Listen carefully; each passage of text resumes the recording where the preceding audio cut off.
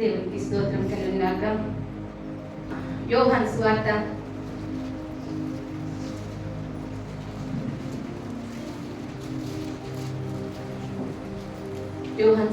మొదటి అధ్యాయము 1 నుంచి 4 వచనాలు చదువుకుందాం.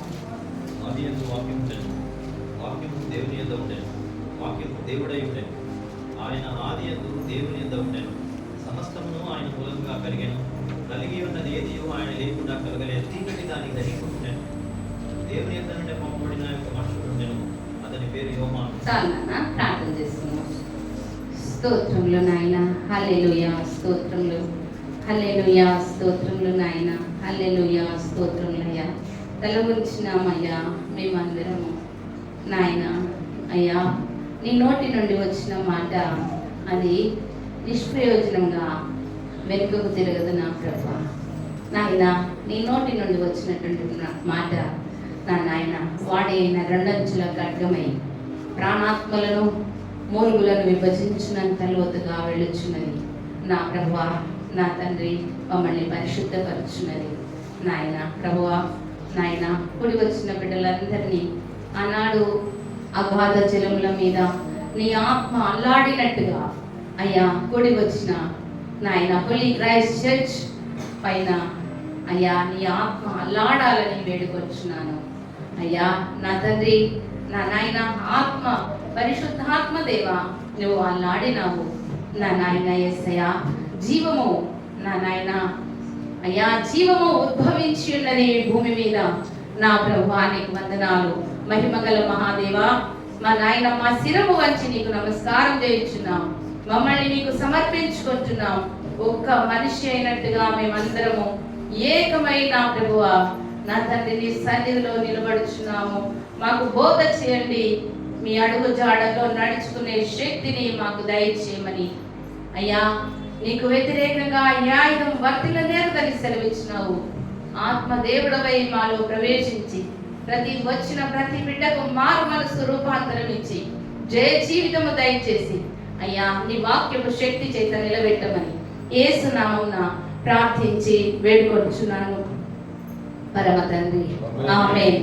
హల్లెలూయా. ఆదియందు వాక్యము ఉండెను, వాక్యము దేవుని యొద్ద ఉండెను, వాక్యము దేవుడై ఉండెను. ఆయన ఆదియందు దేవుని యొద్ద ఉండెను. సమస్తమును ఆయన మూలంగా కలిగెను. కలిగి ఉన్నది ఏదియు ఆయన లేకుండా కలగలేదు. ఆయనలో జీవం ఉండెను, ఆ జీవం మనుషులకు వెలుగై ఉండెను. మొదట ఏమున్నది ఈ లోకంలో? ఆదియందు వాక్యమే ఉన్నది. ఇంకా ఆ వాక్యము ఎక్కడ ఉన్నదట? దేవుని యొద్ద ఉన్నది అని చెప్తున్నాడు. మరి సమస్తమును ఆయన మూలంగా కలిగెను. కలిగి ఉన్నది ఏదియు ఆయన లేకుండా కలగలేదు అని ప్రభు మనతోని సెలవిస్తున్నాడు. మరి ఆ తర్వాత మరి 1వ అధ్యాయము 14వ వచనం చదువుతున్నాం. ఆ వాక్యము శరీరధారి అయి కృపా సత్య సంపూర్ణుడుగా మన మధ్య నివసించాను. తండ్రి వలన కలిగిన అద్వితీయ కుమారుని మహిమ వలె మనము ఆయన మహిమను కనుగొంటిమి. ఆ వాక్యము శరీరధారి అయి కృపా సత్య సంపూర్ణుడుగా మన మధ్య నివసించెను అని వాక్యము సెలవిస్తున్నది. మరి వాక్యము ఏమై? మొదట ఆదియందు వాక్యమే ఉన్నది, శబ్దము ఉన్నది, వాక్యము ఉన్నది. ఆ వాక్యం ఎక్కడ ఉన్నది?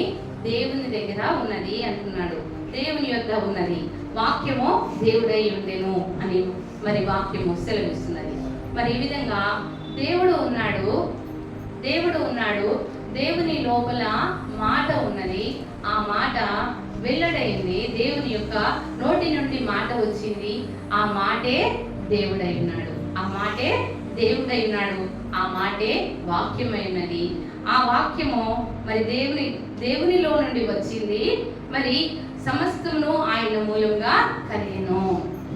మరి ఆ నోటి నుండి వచ్చినటువంటి వాక్యం ద్వారానే ఈ సృష్టి యావత్తు సృజించబడింది. ఆ దేవుని నోటి నుండి వచ్చినటువంటి మాట ద్వారానే ఈ సమస్త సృష్టి సృష్టించబడింది. మరి ఆయన వలననే కలిగి ఉన్నది అని అంటున్నారు.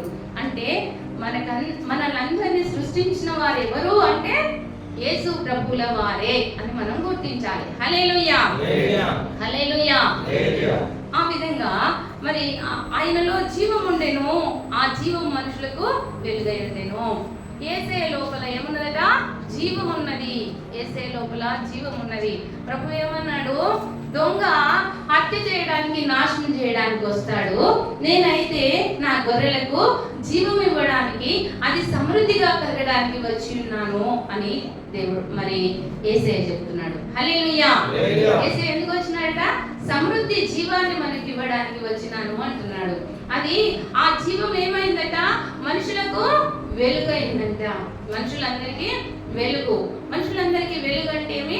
జ్ఞానము. జ్ఞానమై ఉన్నది. యేసయ్య మనకి ఏమైనాడు?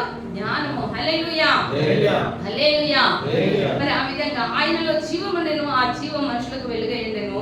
ఆ వెలుగు చీకటిలో ప్రకాశించున్నది కానీ చీకటి దాన్ని గ్రహింపకుండెను. మరి యేసయ్య లోకంలోకి వచ్చినాడు. ఈ లోకానికి వచ్చినప్పుడు అందరూ నమ్ముకుంటున్నారా? నమ్ముకోవట్లేదు. మరి అదే చీకటి దాన్ని గ్రహింపకుండెను. చీకటి మరి ఆ యొక్క వెలుగును స్వీకరించడం లేదు. అంటే వారి లోపల చీకటి ఉన్నది కనుక వారు ఆ వెలుగును ఆహ్వానించడం లేదంటున్నారు. ఆ యేసయ్య ఏమై ఉన్నాడట? ఆ వాక్యము శరీరధారి అయి, ఆ వాక్యము దేవుని నోటిలో నుండి వచ్చినటువంటి మాట, దేవుని కుమారుడుగా ఆయన చేయబడ్డాడు. దేవుని నోటి నుండి వచ్చినటువంటి మాట దేవుని కుమారుడుగా ఉన్నాడు. మరి ఆ కుమారుడు ఏమైనాడు?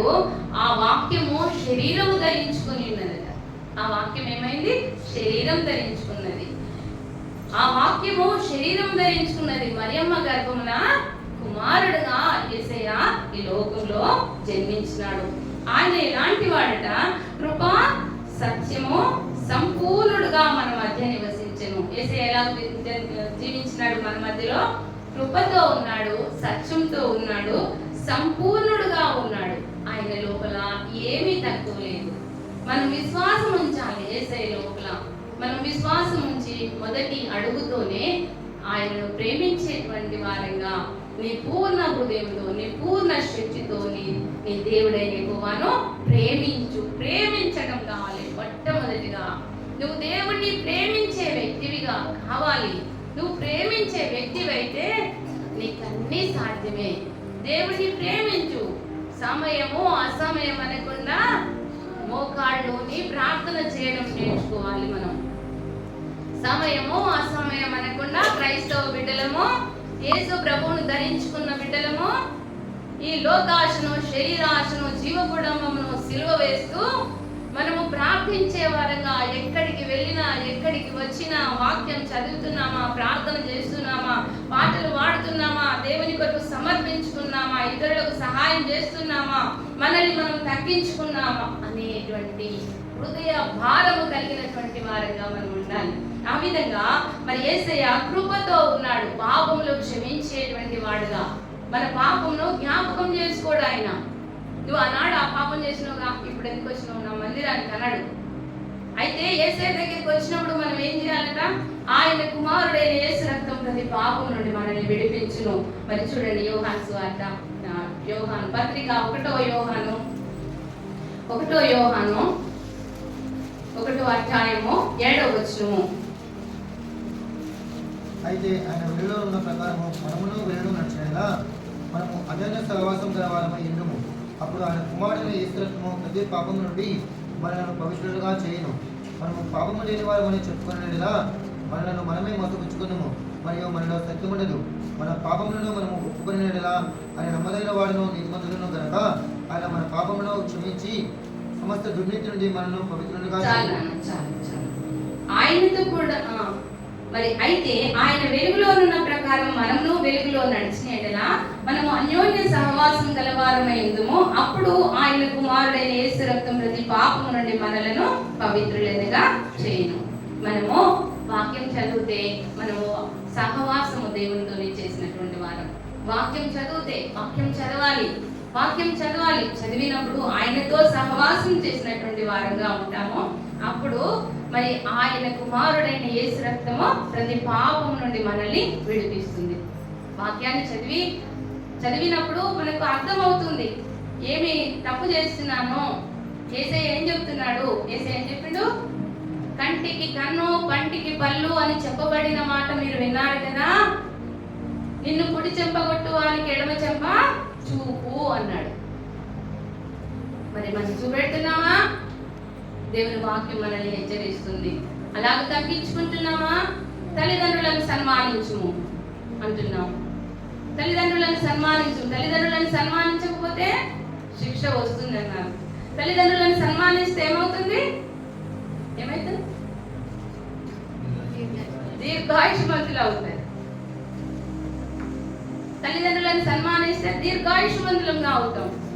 మనము తిరుగుబాటు చేసేటువంటి వారంగా మనం ఉండకూడదు. మరి ఆ విధంగా మనం దేవునితో సహవాసం చేస్తే ఆయన కుమారుడైన యేసు రక్తం ప్రతి పాపం నుండి మనల్ని విడిపిస్తుంది. మన పాపములన్నిటిలో నుండి యేసయ్య రక్తం మనల్ని కడుగుతా ఉంది. మరి ఆ విధంగా మనము మన పాపముల విషయమై పశ్చాత్తాపం పడి, ప్రభువా నాయనా నన్ను దీవించు, నన్ను ఆశీర్వదించు, నేను తల్లిదండ్రులను మరి వ్యతిరేకించినానేమో, మరి నిన్ను వలె నీ పొరుగు వారిని ప్రేమించమన్నాడు ప్రభు. మరి ఆ ప్రేమించకుండా ఉన్నానేమో, ప్రభువా నన్ను క్షమించు, నా పాపములు క్షమించు అని ప్రభువును అడిగేటువంటి వారంగా ఉండాలి. మరి ఆ విధంగా మనం ప్రభువును కృపా సత్య సంపూర్ణుడుగా మన మధ్య నివసించెను. ఆయన శరీరం ధరించుకొని మన మధ్యలోనికి వచ్చి మరి తన తల్లిదండ్రులకు లోబడి ఉన్నాడు. తను కష్టపడి పనిచేసినటువంటి వాడుగా ఉన్నాడు యేసయ్య. మరి ఆ విధంగా మరి మనందరి పాపముల కోసము ఆయన చూడండి, యోహాను సువార్త 1వ అధ్యాయము 29వ వచనము. మరునాడు యోహాను యేసును లేదకు రాగా చూసి, ఇదిగో లోక పాపమును మోసుకొని పోవు దేవుని గొర్రెపిల్ల. చాలు నాన్న. ఏమంటున్నాడు? బాప్తిసం ఇచ్చి యోహాను ఏమంటున్నాడు చూడండి.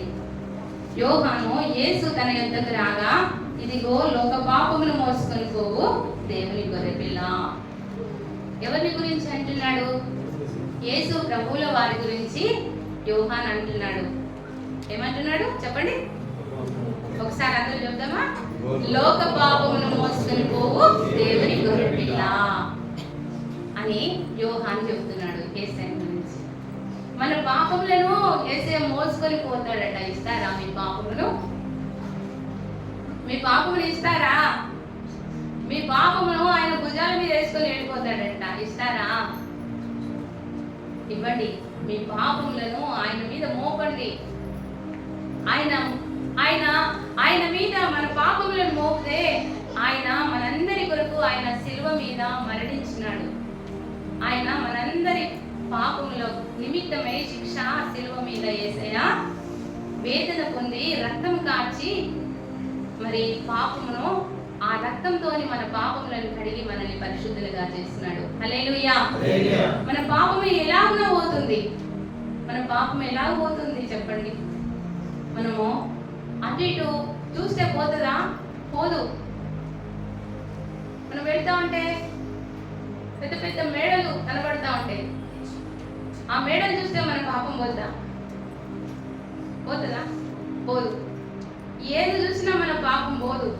వాళ్ళని తూలనాడినా, వీళ్ళని తూలనాడినా, ఎవరిని తూలనాడినా, నువ్వు చేయబట్టి నాకు ఈ కష్టం వచ్చింది, నువ్వు చేయబట్టి నీ కష్టం నాకు వచ్చింది అంటే పోతుందా? పోదు. ఈ పేదరికం ఎందుకు పోదు? ఈ జబ్బు ఎందుకు పోదు? ఈ జబ్బు ఎందుకు పోవట్లేదు? ఈ పేదరికం ఎందుకు పోవట్లేదు? ఈ మంచి ఉద్యోగం ఎందుకు రావట్లేదు? ఒక మంచి ఇల్లు ఎందుకు కట్టుకోవట్లేదు నేను? ఇవన్నీ ఎందుకు రావట్లేదు అంటే మన పాపమే. మన పాపమే మనకు అడ్డుబండగా ఉంటుంది. మన పాపము మనల్ని బాధిస్తుంది. ఆ విధంగా మరి యేసే అంటున్నాడు, అమ్మా ఇప్పటికైనా మార్పు పొంది మనము దేవుని వాక్యాన్ని చదవాలి. దేవుని వాక్యానుసారంగా నడవడానికి, ఆయన అడుగు జాడల్లో నడవడానికి మన అంతరంగము శుద్ధీకరించుకోవాలి. మన పాపములన్నీ తీసివేసుకోవాలి. మన పాపమంతా ఆయన మీద మోపుకోవాలి.